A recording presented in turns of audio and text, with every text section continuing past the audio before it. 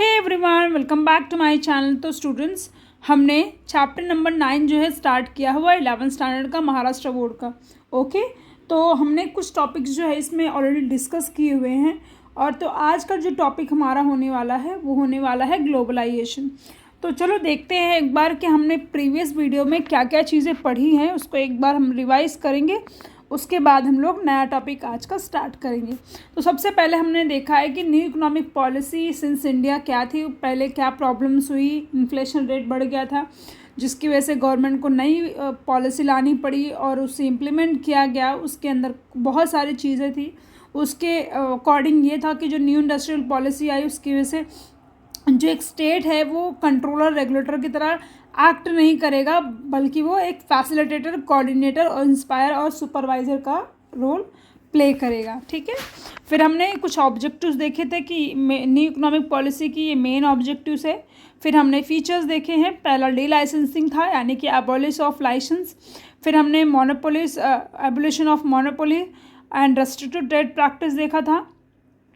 Next, encourage to small scale industry, then encourage foreign investment, reduce role of public sector, trade liberalization, in reforms in insurance sector, reforms in financial sector. तो इसके 3 components है। पहला component है liberalisation, दूसरा है privatisation, तीसरा है globalisation. Total हमने 2 देखे हुए हैं, पहला लिबरलाइजेशन देखा है, दूसरा प्राइवेटाइजेशन देखा है। आज का जो हमारा टॉपिक होने वाला है वो ग्लोबलाइजेशन होने वाला है। तो चलो हम लोग लेक्चर को स्टार्ट करते हैं। एंड यस, अगर आप मेरे चैनल में पहली बार आए हैं तो मेरे चैनल को प्लीज़ लाइक कीजिए, सब्सक्राइब कीजिए और ढेर सारा प्यार दीजिए। चलिए स्टार्ट करते हैं। तो लिबरलाइजेशन का मतलब होता है फ्री इकोनॉमी, यानी freedom to decide what a producer और कंज्यूमर वांट्स टू प्रोड्यूस, और they have rights to take you can say decision in terms of production or production of self interest और to promote a self interest. इसमें कुछ measures भी थे जो government ने लिए थे फॉर द लिबरलाइजेशन। तो पहला था flexibility of interest rate, freedom for expansion of industry, abolition of monopoly and restricted trade practice, reforms in FERA, investment in infrastructure, encouragement to foreign technology, SEBI, securities and board exchange of India. Then privatisation देखा था। Privatisation का simple सा मतलब होता है transfer of ownership from public sector to private sector. ठीक है, इसमें भी हमने कुछ गवर्नमेंट मेजर्स देखे। सबसे पहला हमने डिसइन्वेस्टमेंट देखा था, दूसरा रिजर्वेशन पॉलिसी देखा था, तीसरा देखा था BIFR, board of industrial and financial reconstruction. Then creation of national renewable board देखा था। Then Navratna status and mini Ratna, क्या ये चीज़ें 3 कैटेगरी में डिवाइड की गई थी पब्लिक सेक्टर यूनिट को। पहला मिनी रत्न, दूसरा मिनी रत्न, और मिनी रत्न में 2 कैटेगरी थी। पहला कैटेगरी नंबर 1, कैटेगरी नंबर 2 और लास्ट था महारत्न। आज का जो हमारा टॉपिक होने वाला है वो होने वाला है ग्लोबलाइजेशन। तो चलो स्टार्ट करते हैं। ग्लोबलाइजेशन का मतलब क्या होता है कि आप अपने गुड्स को वर्ल्ड वाइड बेच सकते हो, यानी कि पूरे देश में आप कहीं भी चाहे जहाँ चाहो उस देश में आप अपने गुड्स को बेच सकते हो, इन्वेस्टमेंट कर सकते हो, ट्रेड कर सकते हो। ठीक है, तो what is globalization? Globalization has been ultimate aim of the new economic policy to be more specific, liberalization and privatization finally lead to globalization.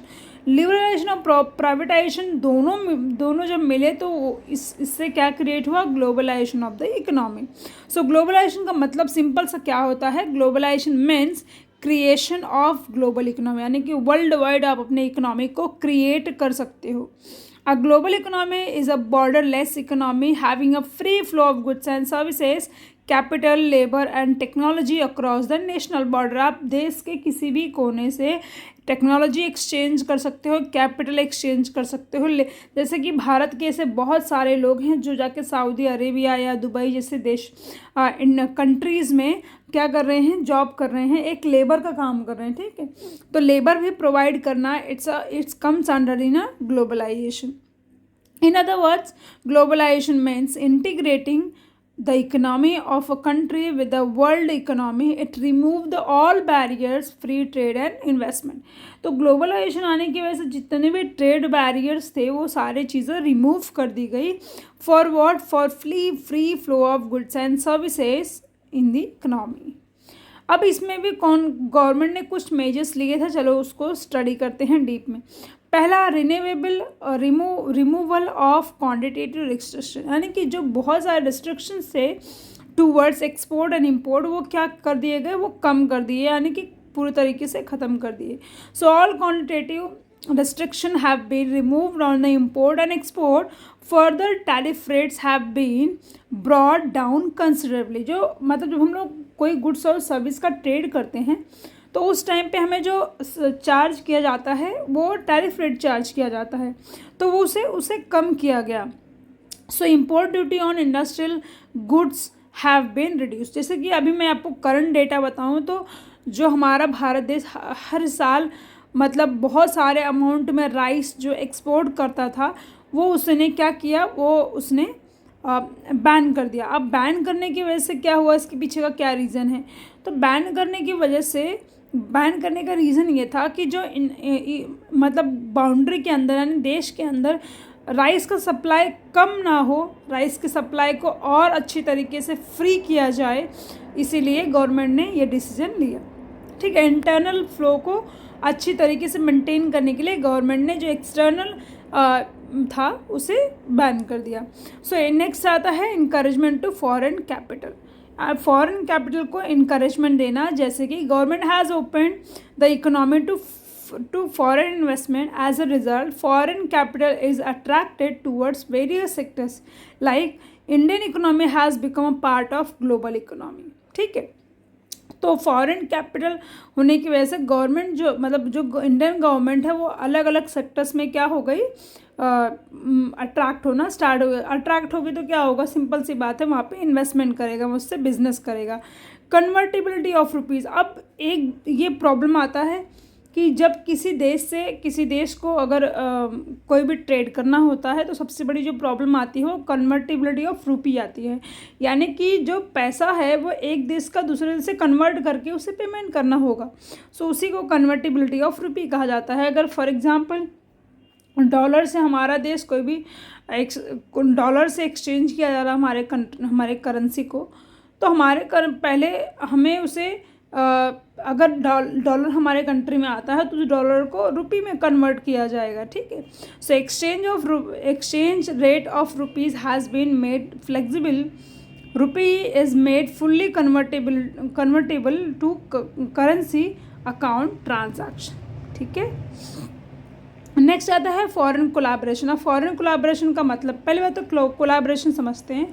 Collaboration क्या, आजकल सोशल मीडिया का ज़माना है, तो आप लोग देखते हो जब दो लोग मिलके एक साथ कोई कंटेंट क्रिएट करते हैं तो उसको कोलैबोरेशन कहते हैं. तो यहाँ पे वर्ड दिया हुआ है फॉरेन कोलैबोरेशन. इसका मतलब ये होता है कोई बाहर देश की कंपनी भारत के साथ मिलकर कोई काम करती है, यानी कि दो कंपनी आपस में मर्ज होकर कोई काम करती है तो उसे ही फॉरेन कोलैबोरेशन कहा जाता है. So Indian companies are allowed to enter into important foreign collaboration. Example Maruti Suzuki, Hero Honda, Tata, Corus deal of iron and steel in South Africa. Next आता है long term trade policy. So to ensure longer duration in foreign trade changes were made in a foreign trade policy.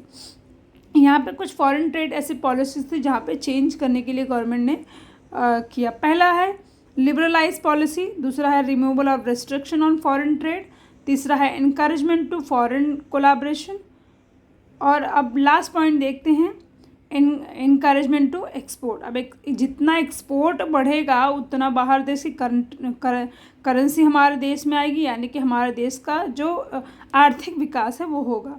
So through EXIM policy various incentives are given to exporters. Social economic zone that is SEZ are created to encourage export.